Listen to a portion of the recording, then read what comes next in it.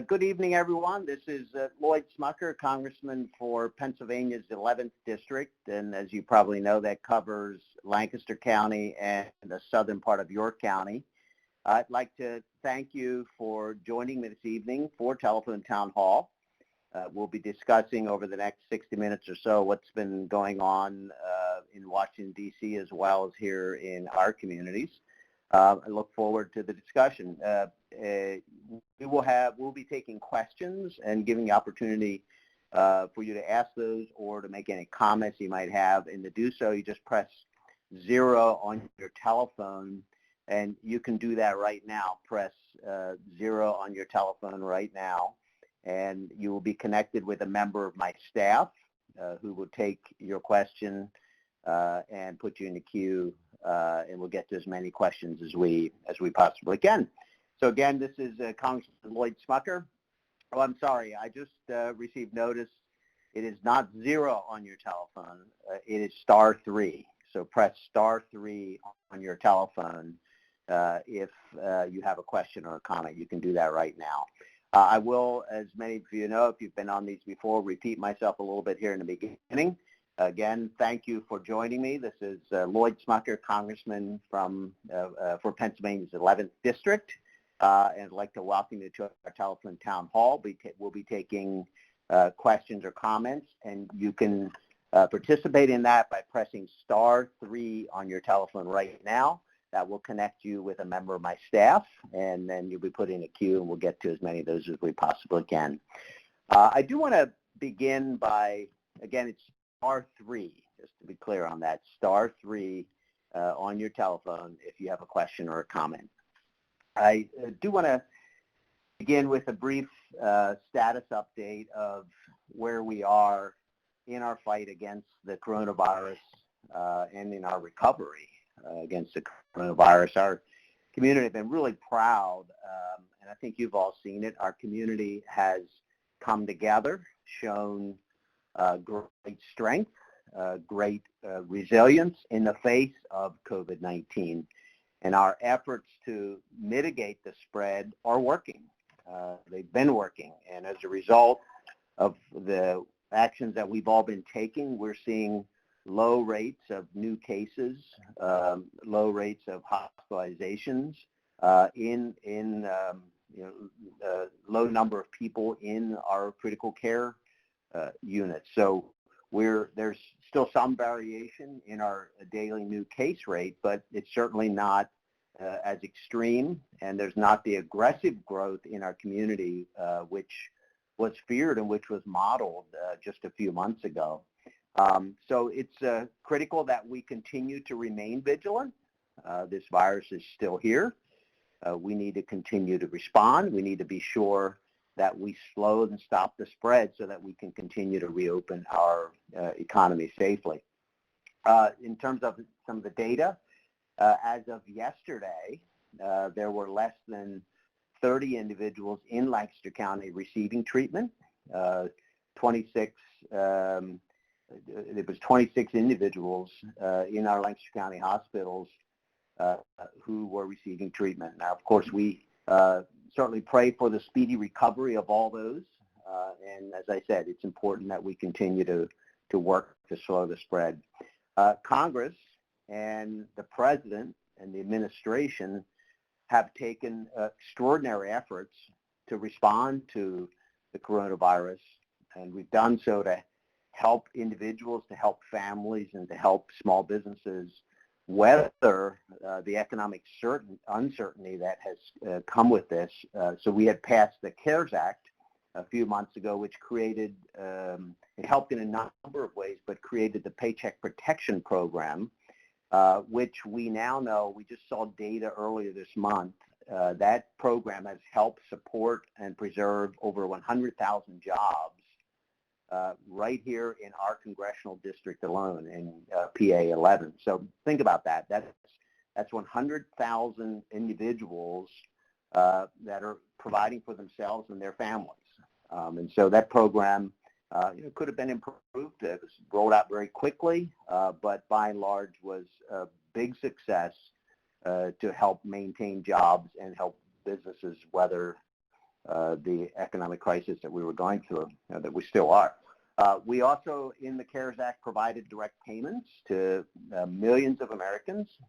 We provided funds to counties to provide, Lancaster County, York County both received dollars through the CARES Act, and they're that's helped them to respond locally as well.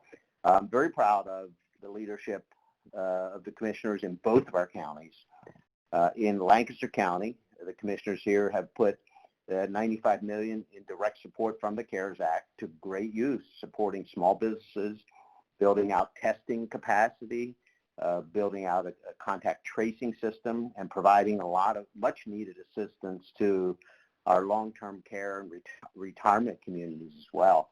If you total up all of those funding streams, and that's funding for I didn't mention before, schools, K through 12 schools, higher learning institutions, included funding for hospitals and healthcare workers as well, and the Paycheck Protection Program I already mentioned. It's over $1 billion of federal aid that has flowed through our congressional district.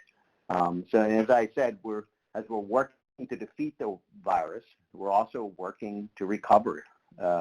We need to rebuild this economy. We need to restore the opportunity for every family to live their American dream. And as we continue in that recovery, we need to continue to support those who may still be struggling. So negotiations are still ongoing in Washington on a next phase of legislation, which I believe will come to pass. And those negotiations on what they may look like are still going on. So just a brief update. There's a lot that we could discuss, but I'm going to go ahead and get to your questions. Again, if you would like to be put in the queue to ask a question, you can press *3 on your telephone. You can do that right now, and you'll be connected with a member of my staff who will take your questions. So let's go to the first question. We have Doreen from Lancaster. Are you there? I'm here. Thank you. Thank you, Senator. Hi, Doreen. How are you doing? Hi.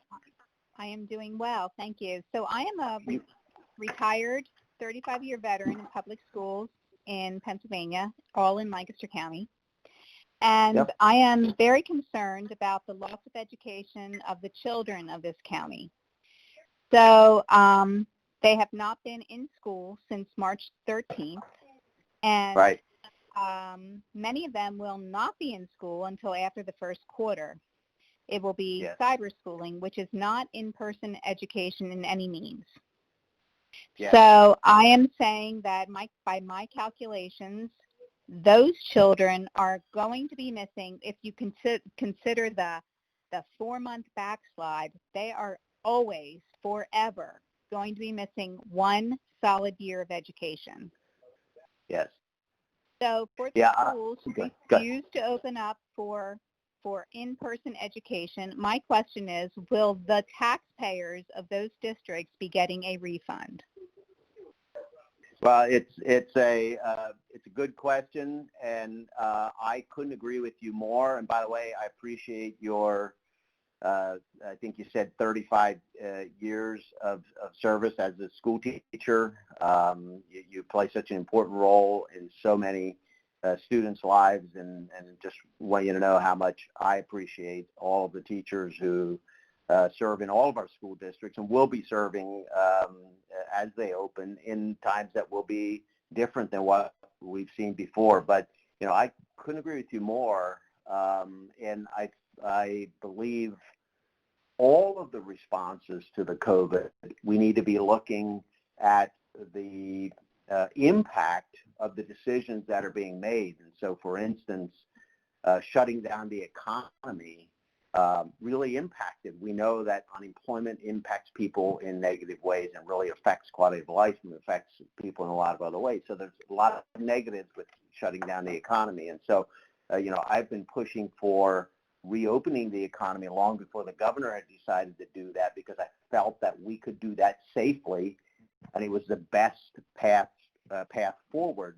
Ensuring we can open businesses safely and yet protect employees and customers. Our businesses are doing that right now. And the same is true for schools, and you're exactly right. We've all heard about the summer slump when students who have not learned over 3 months lose some of what they learned, and it takes a while to get back into the learning mode when they go back to school in September. Well, this is much longer than that, as you said, and particularly in our K through 12, learning builds one year on top of the other. And so there is a very, very real impact from students not being in the classroom. There was a study just recently by the American Pediatrics Association that strongly recommends schools reopen, knowing fully that there are risks involved with doing that. Our administrators, school board members, none of this is easy. They have to make some tough decisions about A, whether they're going to be open, and then B, how they're going to reopen safely and effectively while being able to socially distance. But I think you're exactly right. Schools should reopen. I think they can reopen.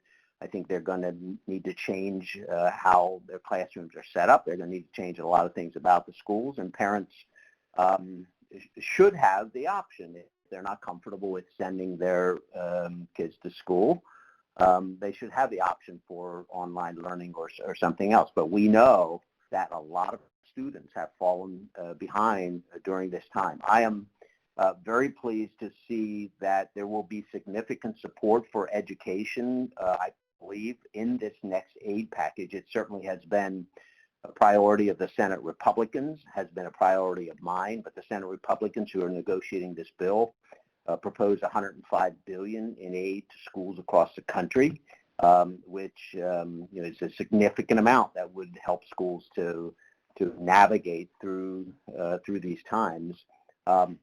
We also need schools to fully open the economy. It's tough for many parents to get back to work if they have young students at home. And so, as I said, it's going to create difficult decisions for parents who have to grapple with questions about how their students can be kept safe. They have to grapple with questions about child care if they're not opening. So I've been very pleased in talking to administrators throughout the district with the approach that's been taken. Most schools in our area are planning to open and are taking appropriate steps to keep their students and teachers safe. So thank you again. Appreciate your service. Let's go to the next question. Let's go to George from Holtwood. Are you there? Yes, Congressman. Very good to talk to you. I have a question and a comment, if I may.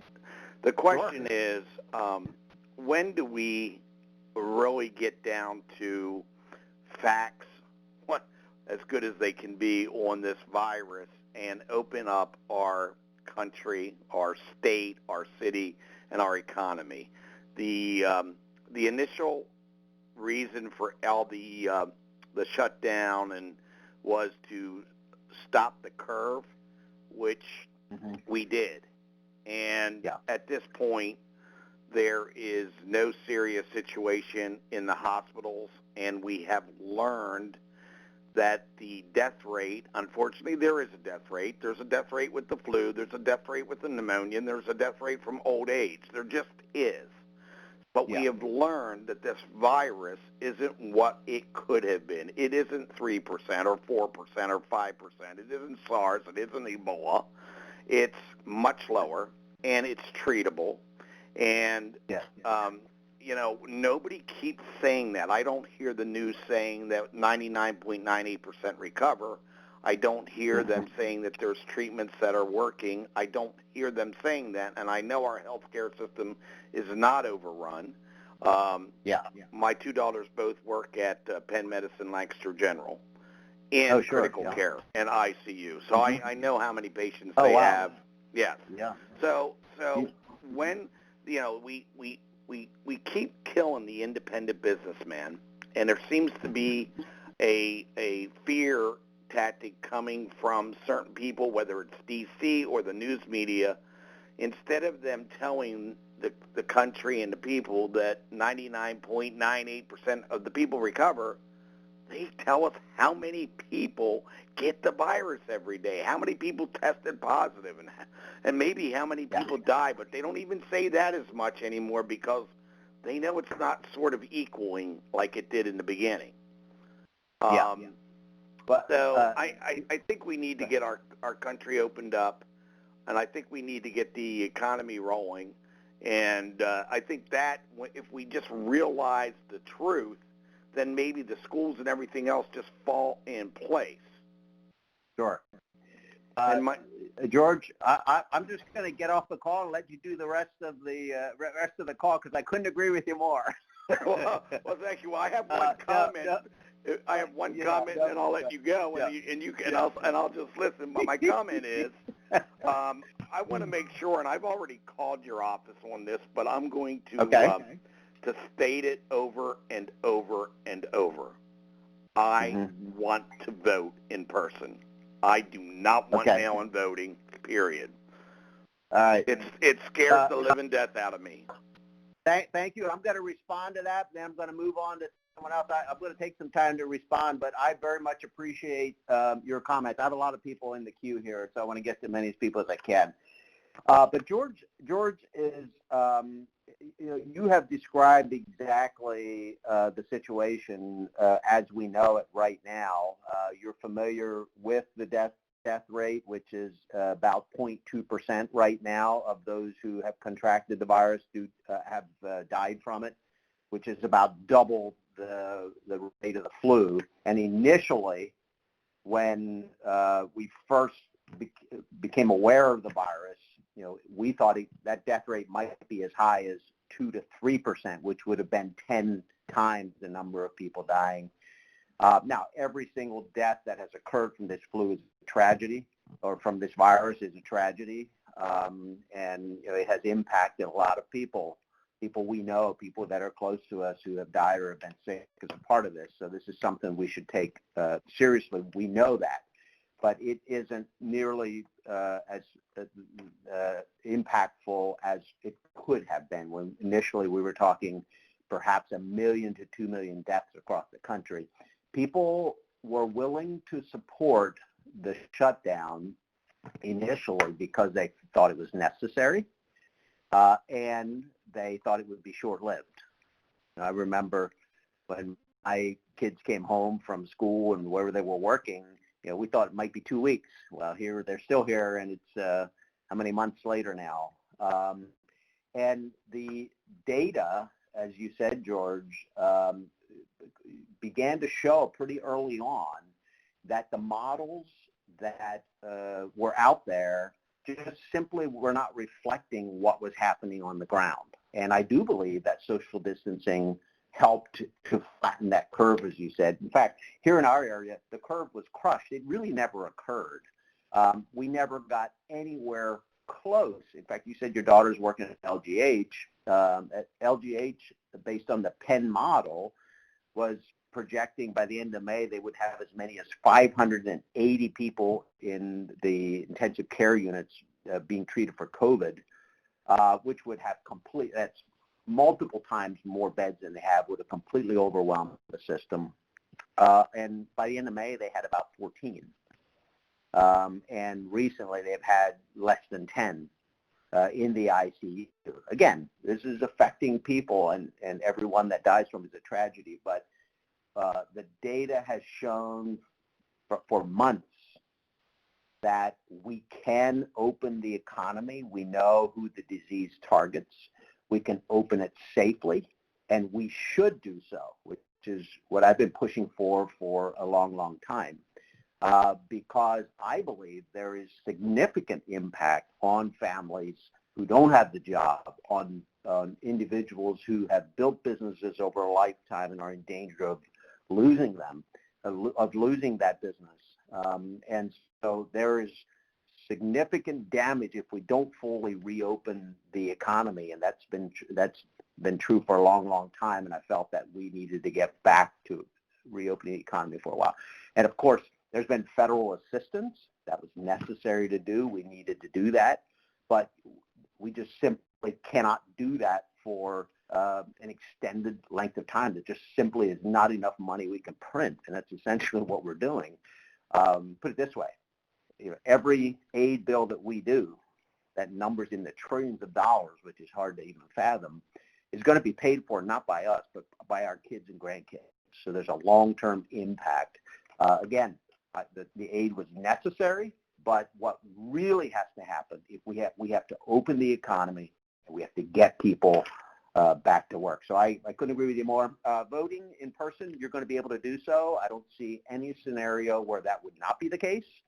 And you will also be able to, here in Lancaster County, vote by mail if you want to. And I get a lot of questions about this. There's concern about the voting by mail, and I think that concern is justified. We need to ensure that every individual, including the president, including myself, everybody wants to be sure that our voting system is secure, and that when you go to vote, your vote will count. It will be counted appropriately, and that everyone else, the votes are tabulated correctly. We want to ensure that it's a fair election. Everyone wants that on this call. I do believe that can include mail-in voting. We have had absentee voting in Pennsylvania for quite some time, and it generally works. And I think the primary was sort of a test run of how mail-in voting should work. They've learned some things from that, our election boards, our county officials, and may make some changes to a law to better accommodate the counting of the ballots so we get early results that we did in the primary. But you will have, I think everyone will have the opportunity to vote in person if they choose to do so. But thanks, I appreciate your comments.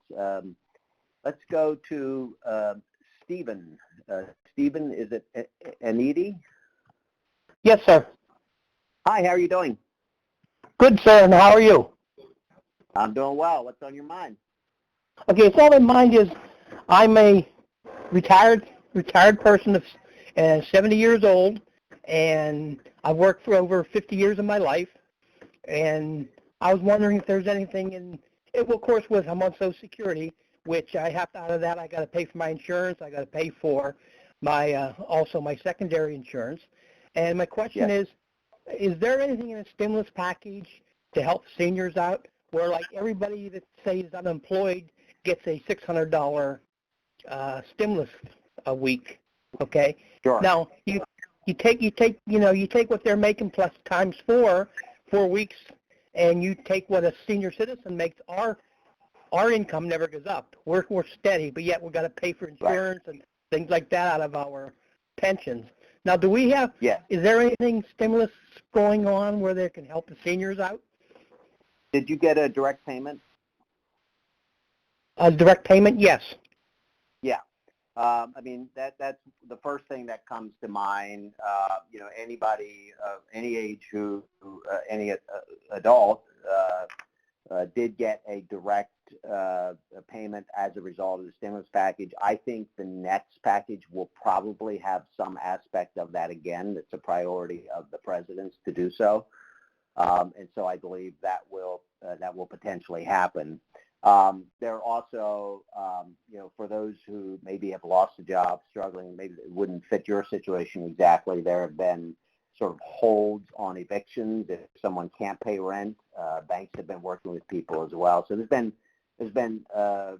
quite a bit of aid that went to seniors as a part of this. I think one of the issues with the unemployment, and then I'm going to answer that, and then we'll move to the next caller. But one of the sort of questions on what will be included in the next package is how we will handle unemployment. And there are, of course, thousands of people in our district alone that have lost their jobs, and probably people on the call here who are benefiting from the additional unemployment payment. This is besides the direct payments that went to individuals. There's a $600 federal payment for anyone who lost their job through no fault of their own. And That has been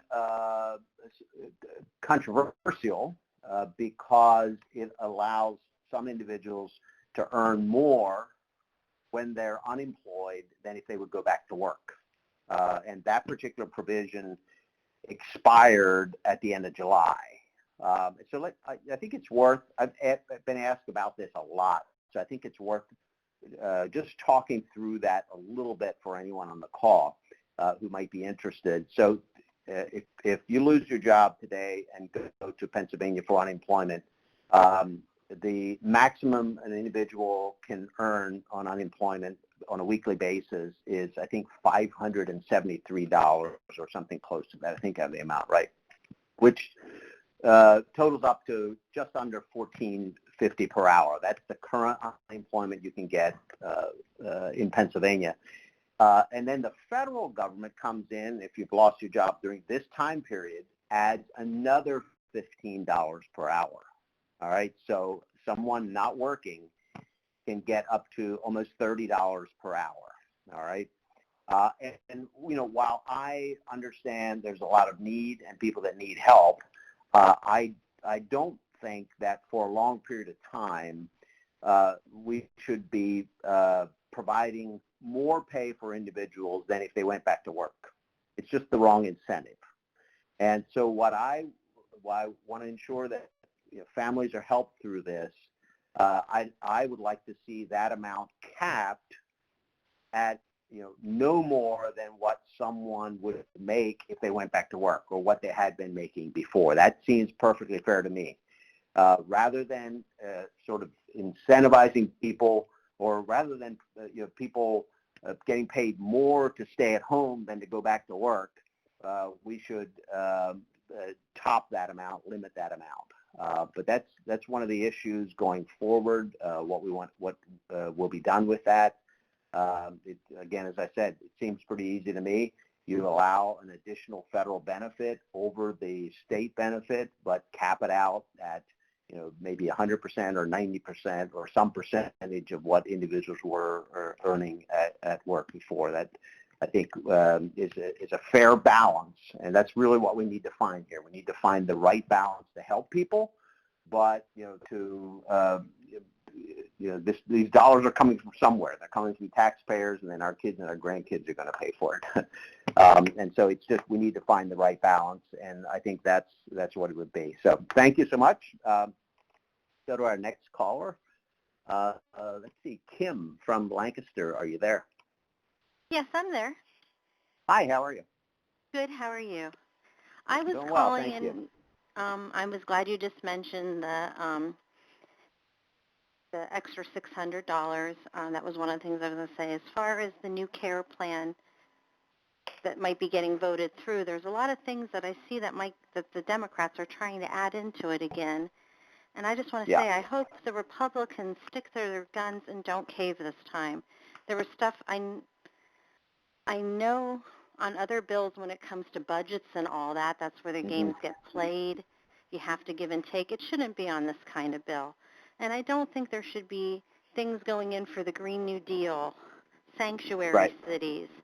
The last time the arts, this, that, the other thing, mail-in voting, stimulus checks for illegal immigrants.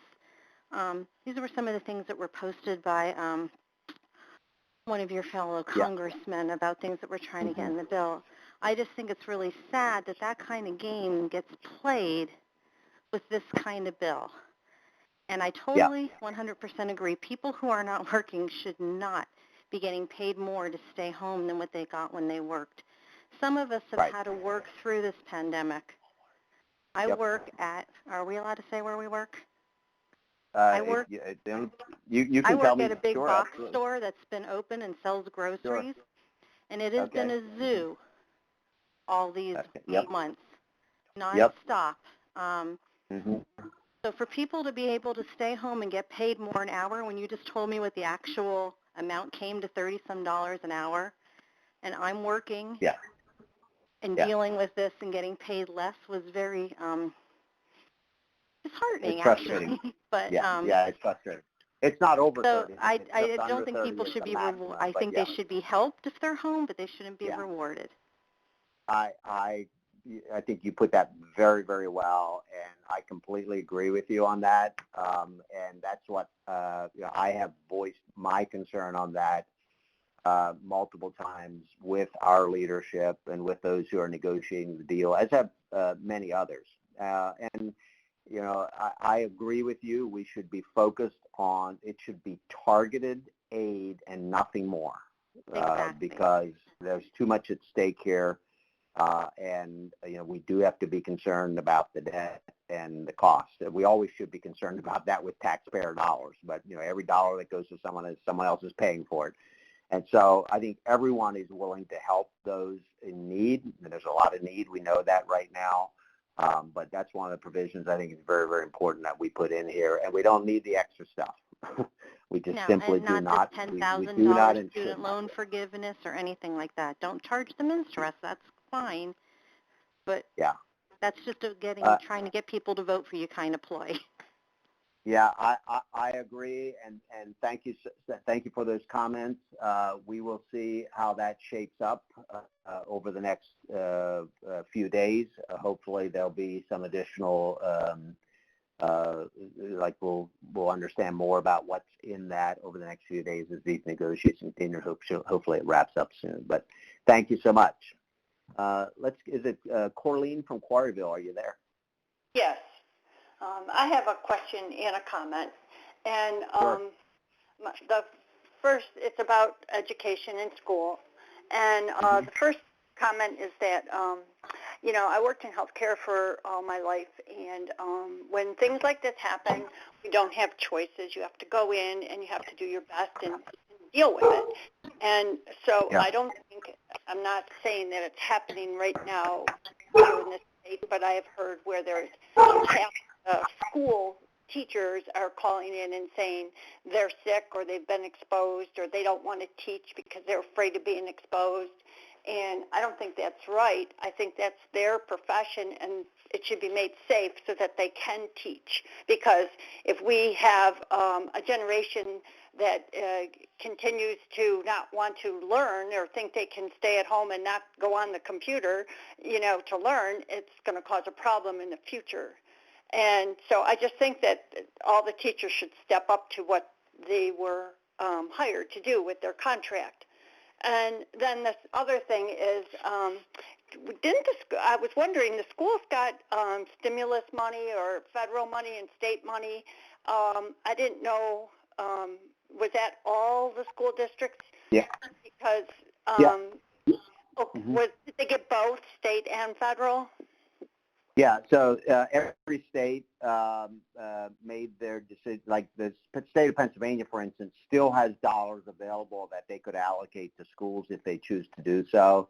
And there has been federal dollars that have gone to schools, and there will likely be more in the next stimulus package as well. I think your comments in regards to teachers are good.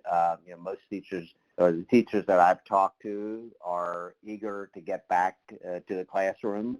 Yeah. Understand it's going to be different, and adapted. In fact, schools and teachers adapted to the online learning that was occurring over the past few months. Again, it doesn't work for some students, but a lot of students did continue their learning through that. So, yeah. A lot of families are experiencing hardship, a lot of hardship, and now they're being asked to drive their children to school, and they have 3 different grade levels, or they're asked to buy computers or somehow provide what's necessary because the school doesn't have them, or they're on back order. How do these families do this if the money isn't there? If the school district doesn't have the computers to hand out, or the laptops, or whatever, their Chromebooks, or whatever, they're expecting the families to step up when the money isn't there, and drive on top of that. So I just think it's hard. Yeah, I agree with you. There's a lot of adjustment that has to occur through this, and as I said, schools did receive extra dollars and will receive more.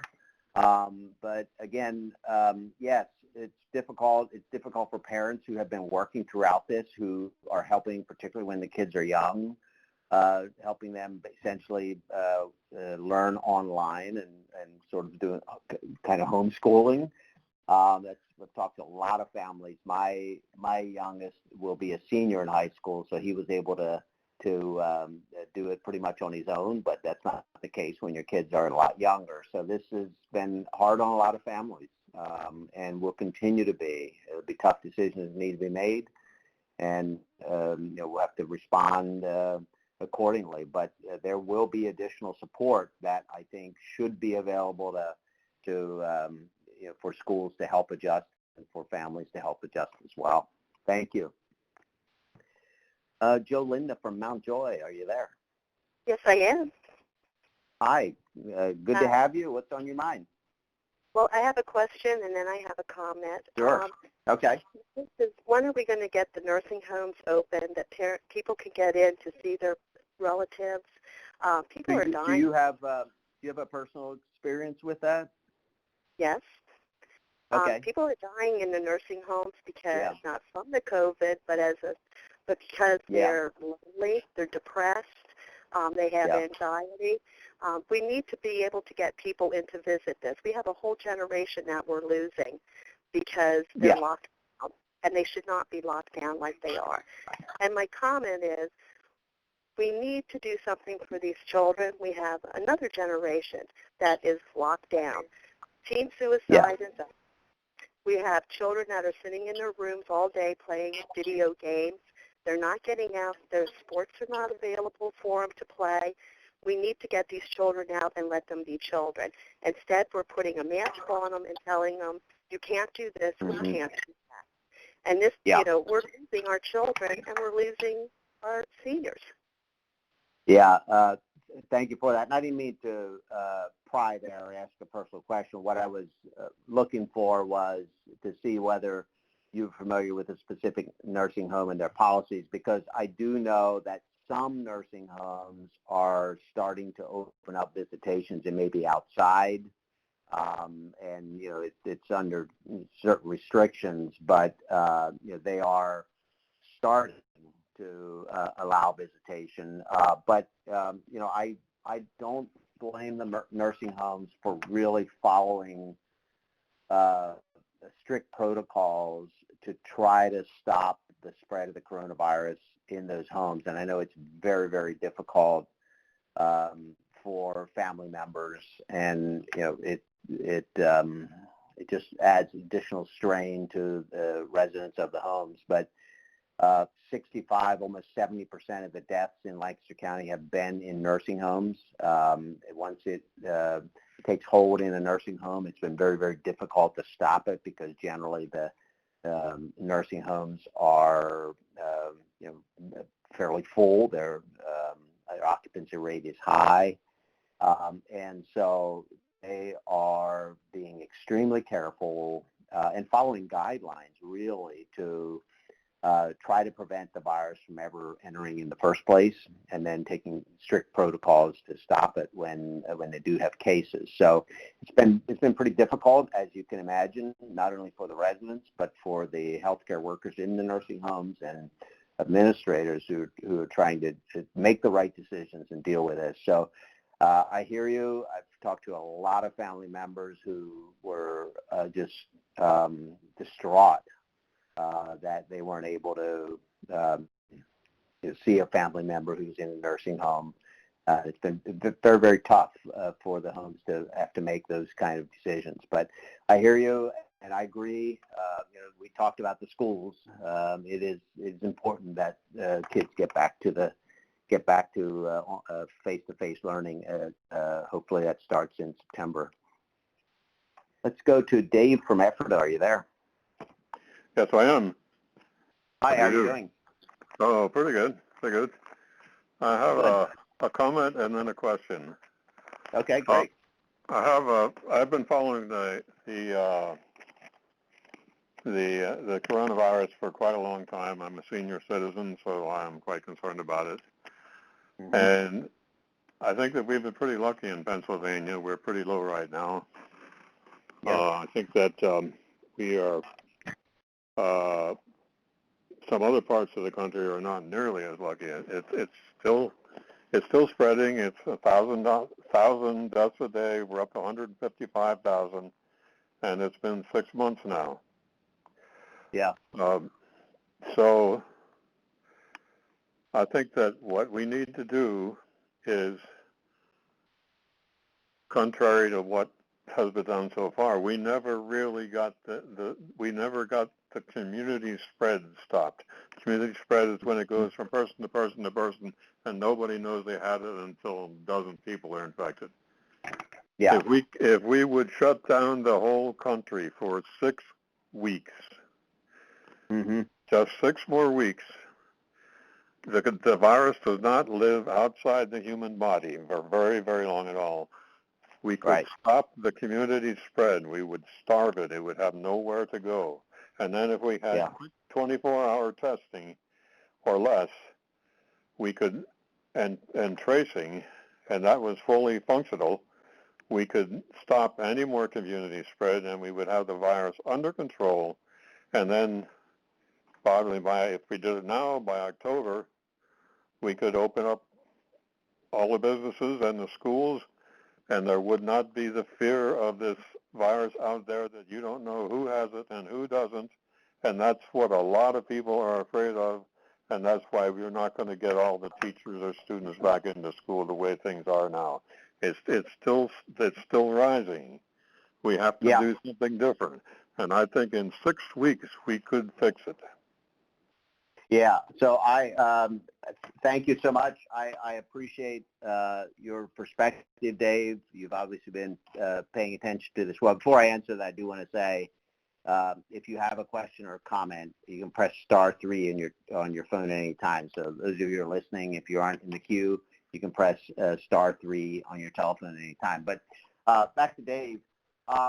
So you know, I hear what you're saying. And I just ask you to consider the impact of a complete shutdown of the economy for 6 weeks and the jobs that would be lost as a result of that, the income to families that would be lost as a result of that, the businesses that would be lost as a result. I mean, we simply, at some point, if we would continue to completely shut down the economy, which, by the way, is completely unprecedented. That's never been done before. It's an extreme measure in any circumstance. And I understand, yes, COVID is a once-in-a-generation, once-in-a-lifetime event as well. But we have to be very careful to weigh the costs and benefit of taking specific actions. And, you know, I believe we know enough about this virus now, and we're far enough along in treatments, we're far enough along in development of vaccines that, and we know how it spreads, that we can go about our business. We can open the economy and still slow the spread or stop the spread through social distancing, wearing masks, and so on. I think everyone should be following those guidelines. You know, when they're out in public, wearing masks, social distance from individuals, and we can stop that spread. And so, you know, I hear you, but I would just be concerned about the devastating impact that occurs when you just completely shut down the economy. And you can't completely shut down the economy, matter of fact. Like, you still have to have, you know, people have to eat, so you have to have the whole food supply chain. You have to have healthcare workers, so it'd be impossible to entirely shut down the entire economy. I think it's worth mentioning as well that, you know, this we as members of Congress get regular updates from experts, and you know, I don't have a background in healthcare, so I certainly can't say that I'm an expert on healthcare in any shape or form, but certainly not COVID. But we do hear from people who have made it their life's work to study and to prepare for something of this nature. and who also are making it their life's work to combat this coronavirus with therapeutics, with treatments that work, and with vaccines. And we are making incredible progress through the leadership of the administration and through the dollars that have provided through the CARES Act. We have made an unprecedented investment in developing therapeutics and vaccines far faster than ever before. And there are already a number of promising treatments that are being used today. They're being used to help people to survive, to reduce the symptoms, and so on and so forth. There's a number of those. And then there are multiple vaccines that are in what's called third phase clinical trials. All vaccines, all drugs, as they're being developed, are required to go through multiple approval steps to ensure that they're safe and that they do what they're intended to do.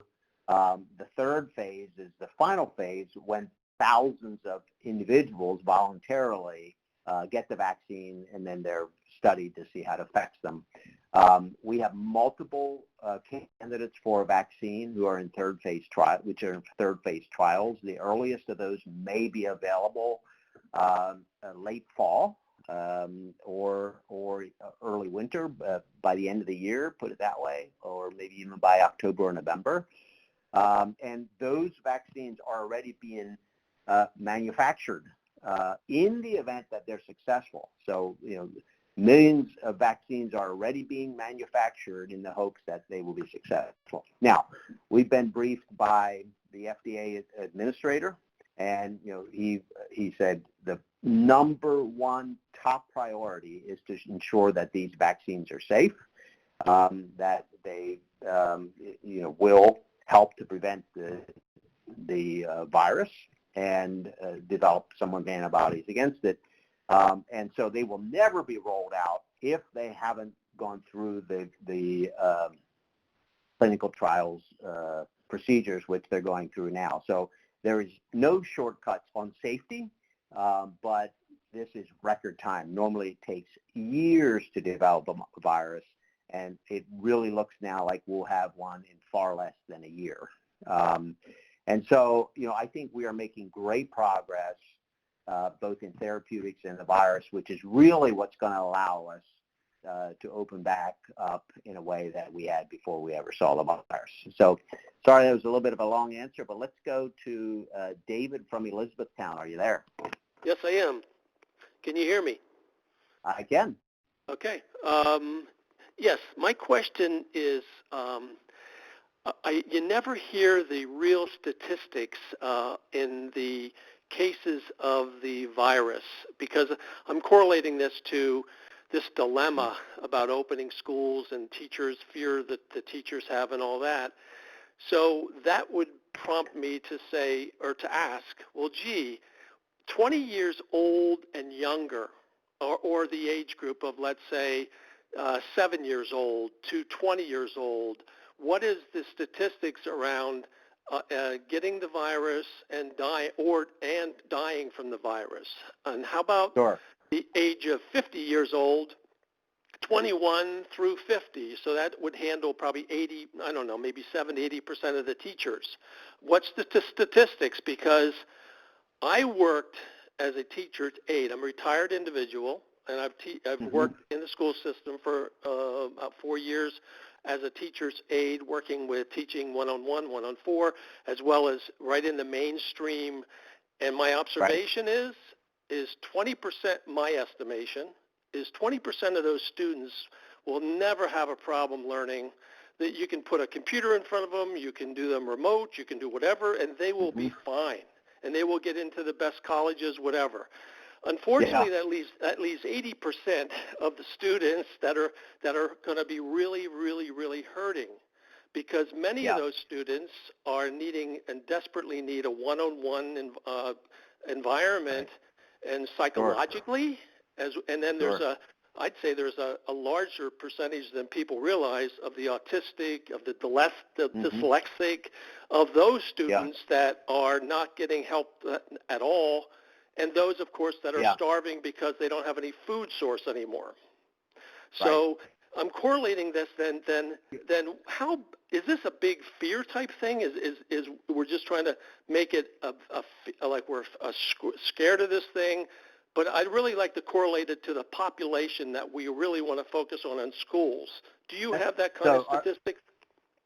I do, and I don't have it right off the top of my head, but I'd be glad to share it with you. We have your telephone number as a result of this call, so I'll have a member of my staff reach out to you, and we're happy to provide that to anyone who wants it. But, you know, I can tell you in general terms, I just don't have the actual figures, but we know the virus targets elderly individuals and individuals with comorbidities, other diseases or illnesses that make them more vulnerable to the virus. Most of the individuals who have died fit in that category. A very high percentage of individuals who have died as a result of the disease fit into that category. They're elderly folks with comorbidities.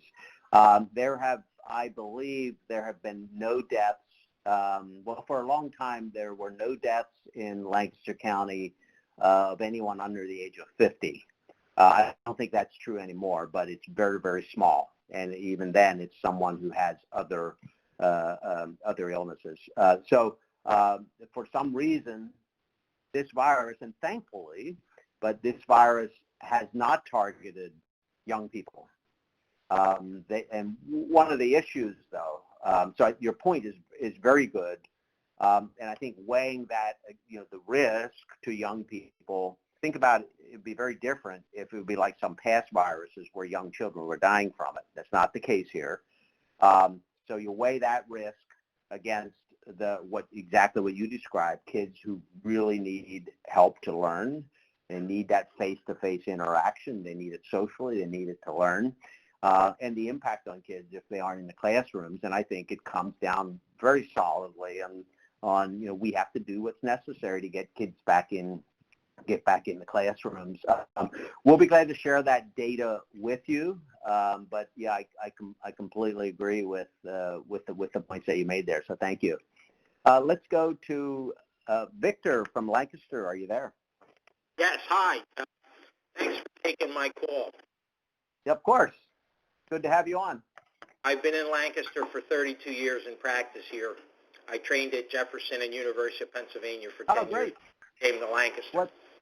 I would say that the way this virus has been handled from the very beginning is a travesty. It hasn't been handled scientifically. It's been handled politically, not by the president, but by the left. The president has done everything right as far as he can, but because he has terrible advisors like Fauci, who's no more than a Democratic operative. We've never quarantined people in the history of the United States, maybe in the history of the world, that were well. That's never been done. We don't even know if it works. Older people and people at high risk, people in nursing homes should practice social distancing and should maybe wear masks, but the rest of people, I think it's ridiculous.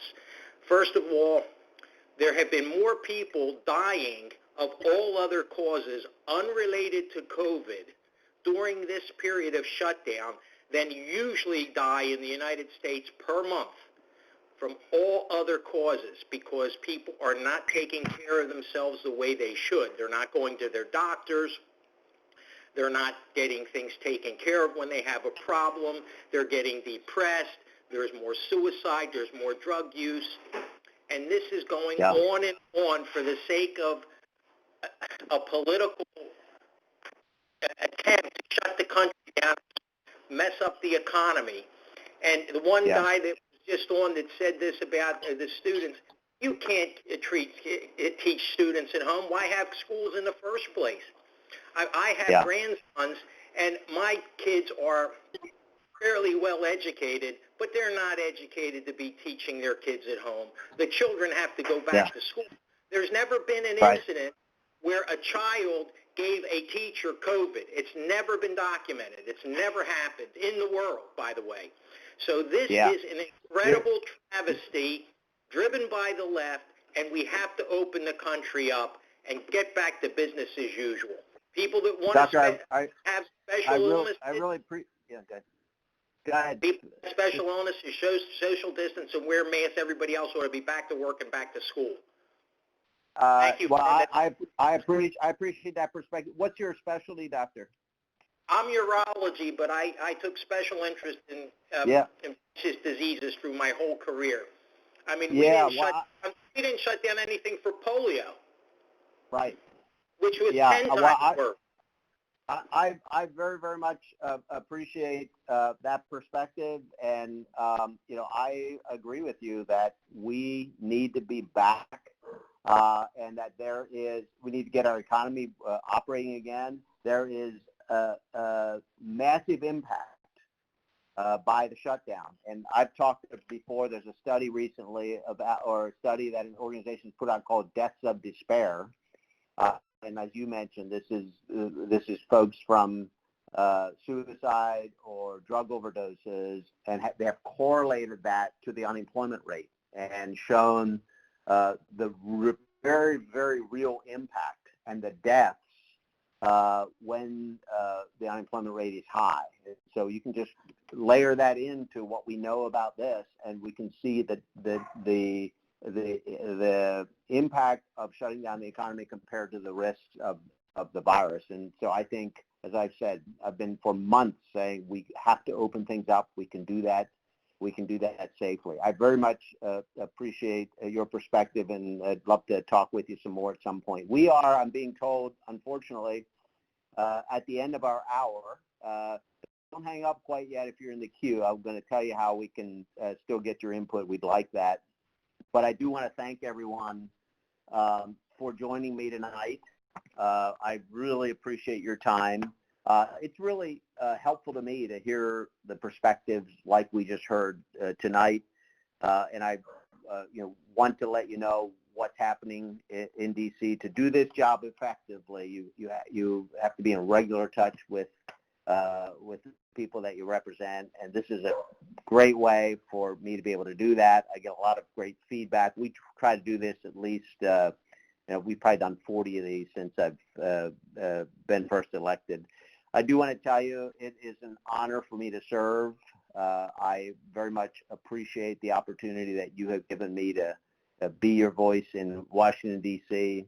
I ask that you stay in touch with me. You can call my office at any time. You can go to our website. It's smucker.house.gov. You can give us input there. Please write us, email us. You can follow us on social media. It's at Rep Smucker. You can sign up for my email on my website, again, smucker.house.gov. But for those of you who are still on the line in the queue, I apologize that we didn't get to you. If you just, after I hang up, if you stay on the line, you have an opportunity to leave a voicemail. And I ask you to please do that. We want to hear your comments or hear your questions. And we'll be, a member of my staff or myself will get back with you in the next few days. So again, thank you so much to all of you. I hope that you stay safe, and I hope that you have a very good evening. Good night.